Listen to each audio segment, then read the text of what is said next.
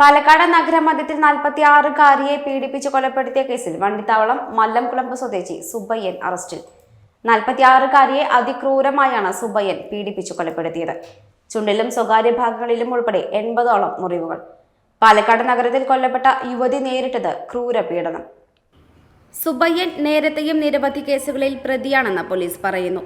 യുവതിയുടെ ശരീരത്തിൽ 80 പരിക്കുകളുണ്ടായിരുന്നതായി ASP രാജേഷ് കുമാർ പറഞ്ഞു. ചുണ്ടിലും മാറിലും രഹസ്യഭാഗത്തും പരിക്കുണ്ടായിരുന്നു. പല്ലുകൊണ്ട് ക്രൂരമായി കടിച്ച പാടുകളും കണ്ടെത്തിയിരുന്നു. ഇയാളുടെ ആക്രമണത്തിൽ വാരിയലിന് പൊട്ടലും നട്ടലിന് ക്ഷതവുമേറ്റു. ശബ്ദമുണ്ടാകാതിരിക്കാൻ ശ്വാസം മുട്ടിച്ചു. യുവതിയെ ചവിട്ടുകയും ഇടിക്കുകയും ചെയ്തു. ശ്വാസം മുട്ടിച്ച് കൊലപ്പെടുത്തിയെന്നാണ് പോലീസ് നിഗമനം. ഭാര്യ എന്ന് പറഞ്ഞാണ് ഇയാൾ യുവതിയെ ആശുപത്രിയിൽ എത്തിച്ചതെന്നും ASP പറഞ്ഞു. പീഡനത്തിന് ശേഷം മരിച്ചുവെന്ന് ബോധ്യപ്പെട്ടപ്പോൾ പ്രതി രക്ഷകൻ ചമഞ്ഞ് യുവതിയെ ജില്ലാ ആശുപത്രിയിൽ എത്തിച്ചു.